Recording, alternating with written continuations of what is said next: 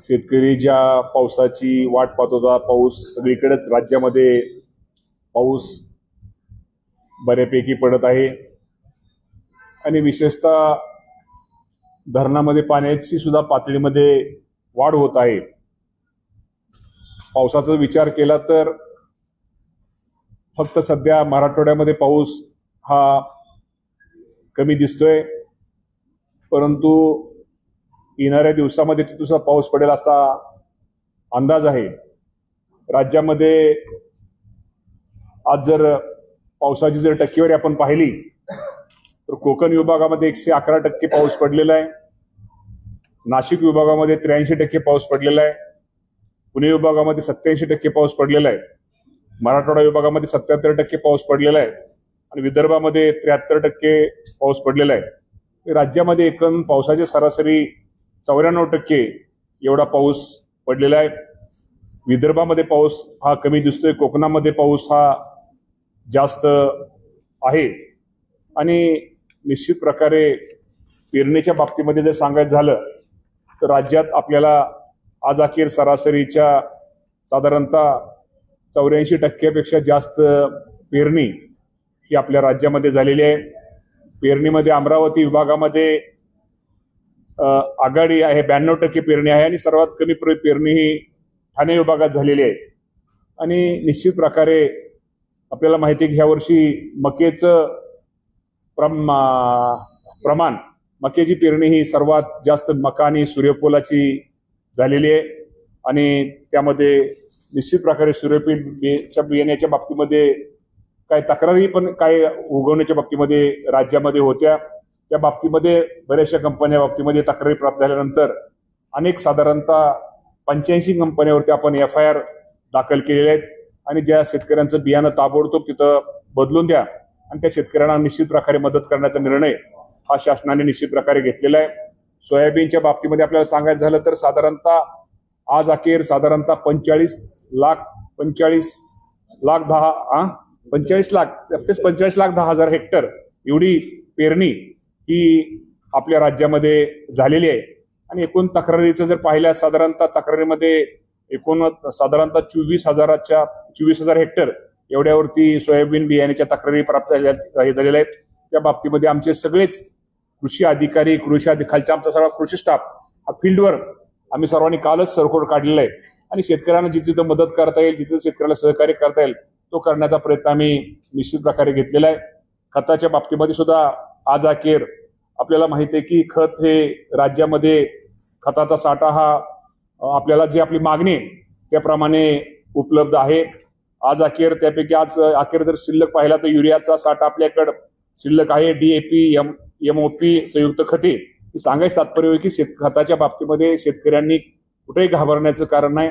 आज आपल्याला पुरेशा प्रमाणामध्ये खताचा साठा पण आपल्याकडे व्यवस्थित आहे. त्यामुळे निश्चित प्रकारे यावर्षी तो अजूनही आपण पावसाची अपेक्षा काही ठिकाणी करतोय आणि पाऊस जास्त कमी प्रमाणामध्ये काही ठिकाणी झालेला आहे, परंतु निश्चित प्रकारे सर्वदूर पाऊस होईल असा एक आपल्याला आपला अंदाज आहे. आणि आपल्याला माहिती आहे की कृषी विभागाच्या वतीनं निश्चित प्रकारे शेतकऱ्यांना जेवढं काही सहकार्य किंवा जी काही मदत, जे मार्गदर्शन करणं गरजेचं आहे ते करण्याचा प्रयत्न आमचा कृषी विभाग हा निश्चित प्रकारे करतोय. आणि खरं तर आपल्या सगळ्यांना माहिती आहे की आपल्याला ज्या पुण्यश्लोक अहिल्यादेवी होळकरांच्या नावाने जी कर्जमाफी योजना आपण सगळ्या शासनाने आपल्याला जाहीर केली होती आणि साधारणतः आज तुम्हाला माहिती आहे की 16,96,000 खात्यांना आपण त्याची यादी ही आपल्याकडे लागलेली आहे. त्यांना आपण विशिष्ट क्रमांक पण आपण दिलेला आहे. परंतु काही बाबतीमध्ये निश्चित प्रकारे आपल्याला माहिती आहे की जिल्हा मध्यवर्ती बँकेमध्ये अडचण वाटत नाहीये, परंतु राष्ट्रीयकृत बँकामध्ये शेतकऱ्यांच्या तक्रारी आहेत आणि तक्रारीमध्ये खरं तर ते शेतकरी ज्यावेळेस KYC करायला जातो आणि त्यावेळेस निश्चित प्रकारे त्याचं असणारं कर्ज, त्याची असणारी व्याज आणि रक्कम यामध्ये तफावत दिसते. परंतु मी आपल्या माध्यमातून माझ्या शेतकरी बांधवांना सांगू इच्छितो की आपल्याला माहिती आहे की सरकारने जो आपल्याला हेअरकट, आपल्याला माहिती आहे की जो आपल्या राष्ट्रीयकृत बँका आणि राज्य शासन यांच्यामध्ये जे चर्चा आणि समझोता त्यांची जी मीटिंग झाली आणि त्या मीटिंगमध्ये ठरल्याप्रमाणे जरी एखाद्या शेतकऱ्याची रक्कम आज जरी त्याला रक्कम शासनाची जी कर्जमाफी रक्कम कमी दिसत असली तर मी आपल्या माध्यमातून शेतकरी बांधवांना एकच सांगतो, ज्या शेतकऱ्याची थकबाकी ही 2 लाखाच्या आत आहे त्या सर्व शेतकऱ्यांची कर्जमाफी ही केली जाणार आहे. रक्कम तुमची जरी शासनाकडून तुमची कर्जमाफी रक्कम जरी तुम्हाला कमी दिसत असली तर ती वरची रक्कम ही तिथल्या त्या राष्ट्रीयकृत बँकेने त्यांनी त्या राष्ट्रीयकृत बँकेने ती द्यायची आहे. त्यामुळे यामध्ये कुठेही गफलत किंवा कुठेही गैरसमज करू नये. त्यामुळे रकमेच्या बाबतीमध्ये जे राज्य शासनाने आपल्याला जी रक्कम जाहीर केली ती संपूर्ण रक्कम थकबाकी रक्कम तुम्हाला सगळ्यांना तिथं थकबाकी रक्कम बँकेमध्ये राष्ट्रीयकृत बँका आणि शासनावरची रक्कम जी शासनाने दिली आणि शासन वरची रक्कम ही राष्ट्रीयकृत बँक भरणार आहे. त्यामुळं ती बँक तुम्हाला नीलचा दाखला हे माझ्या शेतकरी बांधवांना मिळणार आहे. आणि दुसऱ्या दिवशी नवीन पीक कर्ज सुद्धा त्याचा वाटप करायला आम्ही त्याप्रमाणे सांगितलं जाणार आहे. परवा केंद्रीय कृषी मंत्री शिवराज सिंग चौहान यांच्यासोबत तुमची एक बैठक झाली आणि कर्जमाफीच्या दुसऱ्या हप्त्यासाठी महाराष्ट्र राज्य अव्वल ठरलंय. कर्जमाफीच्या नाही ते आपले कृषी विभाग आरकेवायच्या त्या बाबतीमध्ये महाराष्ट्र शासनाने चांगलं काम केल्याबद्दल कृषी मंत्र्यांनी देशाच्या कृषी मंत्र्यांनी महाराष्ट्राच्या आपल्या कृषी विभागाचं मंत्र्यासकट त्यांचं अभिनंदन केलेलं आहे. तुम्हीही करता त्यामुळे तुमचेही आभार. मामा गुलाबराव पाटील यांनी एक वक्तव्य असं केलं की शेतकऱ्यांना त्रास झाला तरी चालेल पण उद्योजकांना त्रास नाही. त्याचा अर्थ आपण खरं तर वेगळा घेतला, असं त्यांचा अर्थ नव्हता. तो मेळावा उद्योजकाच्या तिथल्या ह्याचा होता. त्यांनी ते बारीक छोटासा कार्यक्रम घेतला होता.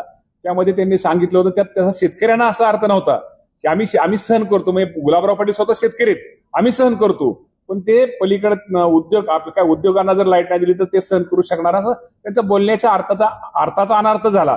असं काही नव्हतं. गुलाबराव पाटील पण हाडाचे शेतकरी आहेत आणि त्यामुळे निश्चित प्रकारे शेतकऱ्यांविषयी त्यांची भावना ही खूप चांगली आहे. पण त्याचा अर्थ घेताना थोडा हे घेतला आणि बोलताना आपण ते गावातल्या बोली भाषेत ते बोलले की त्यांचा कार्यक्रम होता ते बोली भाषेत बोलले. याचा अर्थ तसा त्यांचा नव्हता. त्यांचं शेतकऱ्यांविषयी प्रेम आहेच.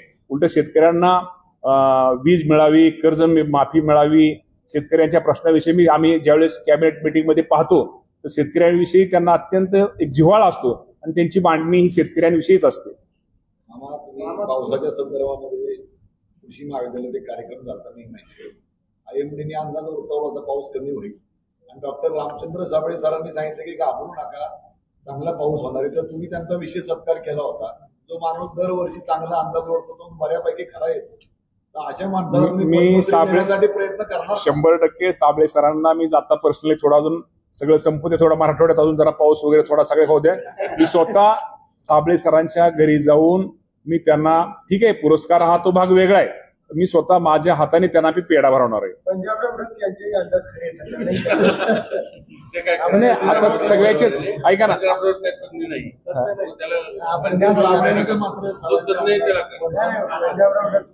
ठीक आहे आपल्याला ऐका ना, तज्ञ असू द्या, हवामान आपल्या शेतीत पाऊस पडला पाहिजे, माझा शेतकरी सुखी झाला पाहिजे, हा आपला महत्वाचा विषय.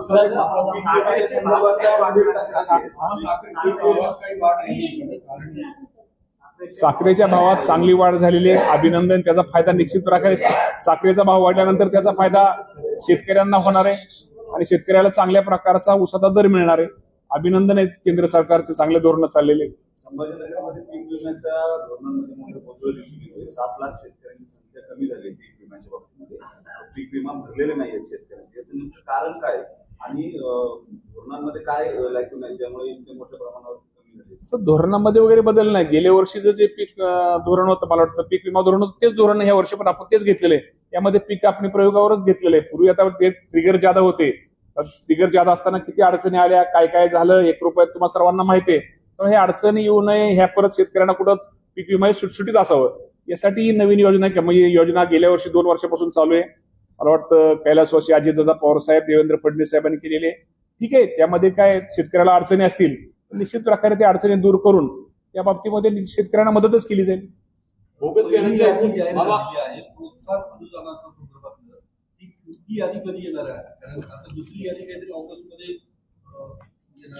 नाही, दुसरी यादी म्हणण्यापेक्षा आता तुम्हाला माहिती आहे की आता ही दोन्ही मिळूनच यादी आपली 16,48,000 2025 अखेरचे थकबाकीदार आणि 2019ची ही 11,58,000 म्हणजे साधारणतः 32 मला वाटतं 31 लाख हेच पहिल्या यादीतले सत्कार आहेत आणि 31 लाखापैकी आपण साधारणतः आता 16 म्हणजे 17 लाख लोकांना आपण देतोय.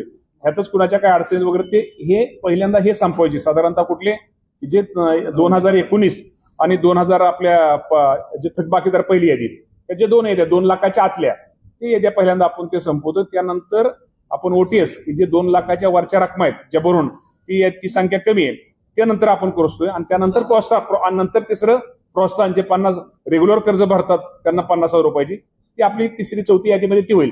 पण पहिल्यांदा फोकस ह्या 2 याद्यांना करतोय. ह्या 2 याद्या लवकरात लवकर संपवतोय. साधारणतः आज आपल्याला आजचा जर विचार केला तर साधारणतः 16-17 लाखापैकी 5 लाख खात्यांची आता KYC ही प्रक्रिया शेतकऱ्यांनी आता पूर्ण केलेली आहे. मग तेव्हा आता 5 लाख लोकांना तर आपल्याला म्हणजे रक्कम द्यायला काहीच अडचण नाही. आणि अजून आम्हाला वाटतं आता रोज आता 50,000 लाख आपल्याला आता ते रोज हा आकडा वाढेल. कारण काय झाले लोकांना थोड्या काही गोष्टीमध्ये थोडे लोकांचा समज होता, लोकांचा गैरसमज होता किंवा काही अडचणी होत्या पोर्टलमध्ये, त्यामुळे ते आता ते रोज आपण त्यापर्यंत दुरुस्त करतोय. साधारणतः पहिल्यांदा ह्या 17 लाख लोकांना आपण त्याचा शेतकऱ्यांना 17 लाख प्लस हे जे राहिलेले आहेत पहिले म्हणजे 2 लाखाच्या आतले त्यांना आपण पहिल्यांदा तो लाभ देतोय. आणि यानंतर 2 लाखाच्या पुढचे जे पैसे रक्कम भरणार आणि प्लस प्रोत्साहनचे साधारणतः 23,63,000 शेतकरी त्यांना आपण रेग्युलर त्यांना हे करू देतो. पण पहिलं टाइमलाईन काय संपेल कधी? आता साधारणतः तुम्हाला मी सांगतो पहिल्यांदा तर आपण ही प्रक्रिया तर 23 जो प्रोत्साहनची प्रक्रिया ह्याला तर वेळ आहे किंवा ओटीएसला तर आपण मला वाटतं किती तारखेपर्यंत दिली शेवटच्या तारीख मार्च 27 पर्यंत दिलेली. त्यामुळे ह्या 2 विषयात पहिले आपल्याला 2 लाखाच्या आतले आपण पहिल्यांदा संपवतोय. नंतर प्रोत्साहन आणि 2 लाखाचं त्या वरचे असं आपण करतोय. पण मी आपल्या माध्यमातून माझ्या शेतकरी बांधवांना सांगू इच्छितो की अजिबात तुम्ही काळजी करू नका. जरी तुम्हाला बँकेमध्ये गेल्यानंतर तुम्हाला रक्कम जरी कर्ज खात्यामध्ये सरकारकडून जरी कमी आली म्हणजे तुम्हाला मी सांगतो ती तेवढीच रक्कम वरची रक्कम ही राष्ट्रीयकृत बँकेने ती भरायची, त्यांनी ती करायची. तसा आमचा आमचा समझोता झालेला आहे. असं जर कुठली राष्ट्रीयकृत बँक जर आपल्याला चुकीचं कोण सांगत असेल ताबडतोब त्याच्यावरती निश्चित प्रकारे सरकार म्हणून आम्ही 100% त्यांच्यावरती लगेच ताबडतोब त्यांच्यावरती काय हे करू. असं कुठलाही गैरसमज तुम्हाला जेवढी रक्कम सरकारने तुमच्या खात्यावर कळवली तुमची संपूर्ण 2 लाखाच्या आतली ही कर्जमाफी ही रक्कम तुमची माफी होणार आहे आणि तुम्हाला नीलचा दाखला मिळणार आहे. अक्कलकोटची जी शेती आहे ना ती आता संपर्क यायला लागले कारण तिथे सौर ऊर्जा ज्या प्रमाणात वाढायला लागले ती शेत जमिनी आता संपण्याच्या मार्गावरती आहे. पीक भविष्यात कसं येणार तिथे शेतकऱ्यांसाठी ते धान्य आहे ते सुद्धा आता भविष्यात येण्याची शक्यता नाही. शेवटी शेतकऱ्याला कुठलं पीक घ्यायचंय किंवा शेतामध्ये कुठलं सौर ऊर्जाचं त्याला शेतकऱ्याला घेतो. शेवटी शेतकऱ्याला तो अधिकार आहे. शेवटी त्याला जर त्याला नाही कायदा वगैरे असं कायदा करण्यापेक्षा शेवटी शेतकऱ्याला अधिकार आहे. त्याला जर वाटलं की समजा एखादा शेतकरी काही शेतकरी पुण्यामध्ये असतात तुमचं म्हणणं अक्कलकोटला त्यांची जमीन असते किंवा त्यांना वाटलं शेतीपेक्षा मला सौर ऊर्जा मला शेतीपेक्षा ही होतं तर त्यांना तो अधिकार वैयक्तिक तो त्यांचा अधिकार आहे. तो काही आपला अधिकार नाही. आणि या बाबतीमध्ये आम्ही अजूनही सांगतो की शेवटी काही केलं तरी शेतीचं उत्पन्न दिवसेंदिवस भविष्यामध्ये नक्की त्यामध्ये वाढ होणार आहे. शेतकऱ्याला त्याचा फायदा होणार आहे. फक्त शेतकऱ्यांनी काय गोष्टी थोडं आता आपल्याला माहिती आहे की नवीन टेक्नॉलॉजी AI तंत्रज्ञान नवीन आधुनिक ह्याचा वापर जर शेतामध्ये तंत्रज्ञानाचा वापर केला तर शेतीमध्ये उत्पादन वाढणार आहे आणि बाजारपेठ सुद्धा निश्चित प्रकारे चांगल्या प्रकारची कशी त्याला मिळेल हा प्रयत्न आमचा राहणार आहे. 2019 ते 2025 दरम्यानच्या शेतकऱ्यांनी ज्यांनी कर्ज घेतलं त्यांनाही या योजनेचा लाभ मिळणार आहे. पण मागच्या जे कर्जमाफीमध्ये काही शेतकऱ्यांना तांत्रिक अडचणीमुळे त्या योजनेचा लाभ घेता नाही आला पात्र असताना देखील अशा काही कधी कुठल्या साल कुठलं मागची जी काही छत्रपती शिवाजी महाराज कर्जमाफी मागच्या सरकारच्या काळात देण्यात आली होती त्या योजनेत अनेक शेतकऱ्यांना काही तांत्रिक अडचणीमुळे त्या योजनेचा लाभ छत्रपती शिवाजी महाराजांच्या नावाची होती. मी तुम्हाला सांगतो ह्या वर्षी ऐका ना नाही आपण त्याच शेतकऱ्यांना नाही त्या शेतकऱ्यांच्या बाबतीमध्ये मी तुम्हाला सांगतो की ह्या वर्षी आपण 500 कोटीची तरतूद केलेली आहे. आपण साधारणतः ती रक्कम जास्त आहे पण आपण निश्चित प्रकारे मी तुम्हाला सांगतो की त्या योजनेमध्ये जे कोण शेतकरी जे त्यात राहिलेले आहेत त्यांना निश्चित प्रकारे शासन जे शेतकरी त्यामध्ये पात्र आहेत त्यांना ही रक्कम नक्की त्यांची पण कर्जमाफी दिलेली आहे. ठीक आहे आता आपण म्हणसाल त्यावेळेस 17 आज साल कुठलं ठीक आहे राहिलेलं आहे ते राहिलेलं हे मान्यच. ह्या वर्षी त्या बजेटमध्ये आपल्या ह्याच्यामध्ये त्यासाठी आपण तरतूद पण केलेली आहे. 2017चे शेतकरी जे पात्र शेतकरी लाभापासून वंचित आहेत त्यांना पण निश्चित प्रकारे शासन त्यांचा पण विचार करणार आहे. ह्याचा त्याचा गपलत नाही ते वेगळे हे वेगळे 85 कंपन्यांवर म्हटले तुम्ही कारवाई करणार त्याची यादी प्रसिद्ध का करत नाही? आहे ना यादी केली प्रसिद्ध बऱ्यापैकी या देखील आहेत ना. नाही नाव मोठं तुम्हाला सांगतो, मोठं बुस्टर एक मिनिट कंपनी कुठे ते कपड्याला पाठीशी द्यावं नाही तसं अधिकाऱ्यांचं हे आहे. कृषी आयुक्तालयाकडून ते यादी दडवण्याचा प्रयत्न नाही कोणी दडवत नाही. हो का सगळे एक मिनिट आता हे तुमच्या ऐका ना. हो का मी सांगतो ना, तक्रार असल्या प्रमुख कंपन्या booster plant, genetic private limited. नाही ह्याच 90-95% ह्याच कंपन्या मोठ्या आहेत, बाकीच्या काय नाहीत. बघा booster, Ravi hybrid seeds and research, Oswal seeds, Yashoda व पार्स जेनेटिक आणि LLP ह्याच मोठ्या कंपन्या. त्या पण मोठे आहेत बाबा, त्यांचंही द्या ना. ह्या सगळ्या मोठ्या आहेत. त्या 85 मध्ये जे राहिले नाही सगळे आहेत ना. सगळे ह्याच्यावरती 85 FIR दाखल केले म्हणजे ह्यात डबल टिबल ह्याच्यावर सुद्धा असतील ना FIR दाखल असतील. राजकीय प्रश्न पवारांनी मोदींची भेट घेतली आणि त्यानंतर आता काल सुनील तटकरेंनी पण मोदींची भेट घेतलेली आहे. काय दरम्यान काय नेमकी राजकीय बऱ्याचशा चर्चा सुरू आहेत गेल्या काही दिवसांपासून. हो का पवार साहेब, मी पाठीमागे काल पण सांगितलं की पवार साहेब हे देशाचे नेते आहेत.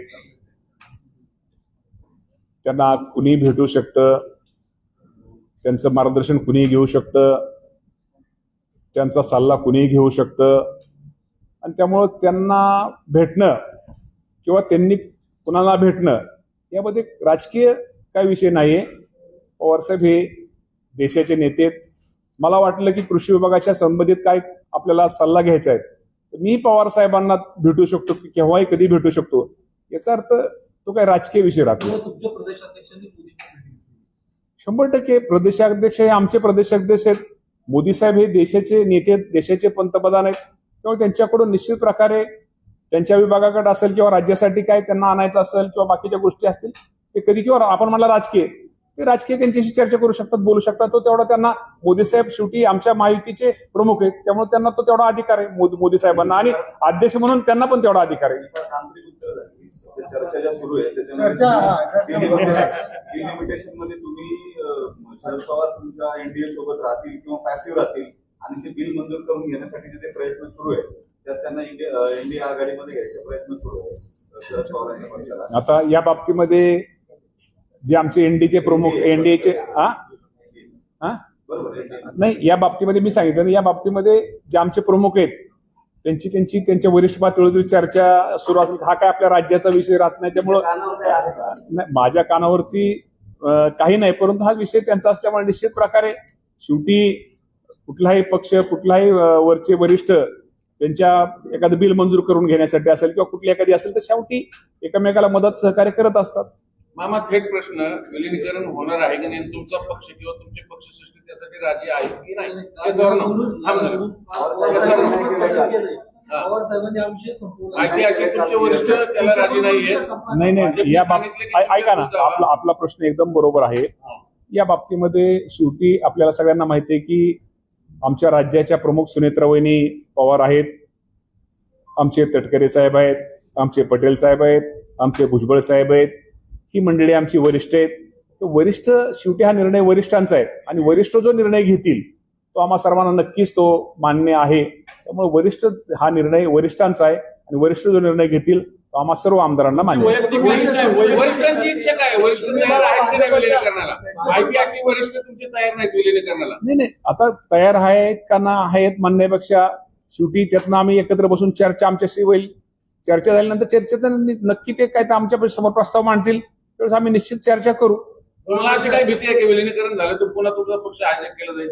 अजिबात तसं काही नाही. शेवटी सुनेत्रावहिनी पवार दादा शेवटी अजितदादा पवार साहेबांचा त्यांना वारसा आहे. निश्चित प्रकारे ह्या बाबतीमध्ये असं कुणी हायजॅकचा वगैरे विषय नाही. शेवटी त्या बाबतीमध्ये मी म्हणून म्हटलं की शेवटी या बाबतीमध्ये आपल्याला वरिष्ठच योग्य तो बोलतील. माझं मत असण्यापेक्षा वैयक्तिक मतापेक्षा शेवटी मी एका पक्षाचा कार्यकर्ता आहे आणि पक्षाच्या नेत्याचं जे मत असतं शेवटी ते कार्यकर्त्याचं मत असतं. मामा जरा बोगस बियाण्यांच्या एकूण किती तक्रारी आल्या, किती गुन्हे दाखल झाले आणि काय कारवाई केली? तुम्ही उशीर आला काय? नाही मी आलो एकत्र बाईट पाहिजे. ऐका ना, साधारणतः मी तुम्हाला सांगतो आपल्याला फक्त सोयाबीन बियाच्या बाबतीमध्ये बोगस बियाच्या बाबतीत तक्रारी आल्यात. काही ठिकाणी त्यामध्ये साधारणतः आपल्याला माहिती आहे की सोयाबीनची राज्यामध्ये साधारणतः पेरणी काल अखेर 45,10,000 हेक्टर एवढी पेरणी झाली. आणि त्यामध्ये बियाण्याची आपल्याकडे उपलब्धताही आपल्या प्रमाणामध्ये आहे आणि आपल्याला माहिती आहे की उगवण क्षमतेबाबत साधारणतः 17,337 तक्रारी आपल्याकडे प्राप्त झाल्या आणि त्या तक्रारी साधारणतः अकोला, अमरावती, बुलढाणा व यवतमाळ जिल्ह्यामध्ये जास्त तक्रारी यामध्ये होत्या आणि तालुकास्तरीय तक्रार निवारण समितीने पाहणी केलेली प्रकरणे साधारणतः 10,000 प्रकरणे त्यांनी 10,113 प्रकरणे त्यांनी पाहणी केली आणि साधारणतः 7,811 ठिकाणचे नमुने या सर्वांनी घेतले आणि त्यामध्ये अप्रमाणित 1,082 एवढे नमुने आपल्याला आढळून आले आणि त्यामध्ये साधारणतः एकूण कंपनीच्या विरोधात आपण 85 कंपन्या विरोधात FIR दाखल करण्यात आले आहे आणि तक्रार असलेल्या प्रमुख कंपन्या booster plant, genetics private limited, Ravi hybrid seeds and research, Shri Oswal seeds, Yashoda व पाश्व जेनेटिक LLP अशा कंपन्यांवरती, मोठ्या कंपन्यांवरती आपण त्यावरती गुन्हे दाखल केलेले आहेत आणि साधारणतः आपल्या जर एकूण क्षेत्राच्या 45 लाख हेक्टरच्या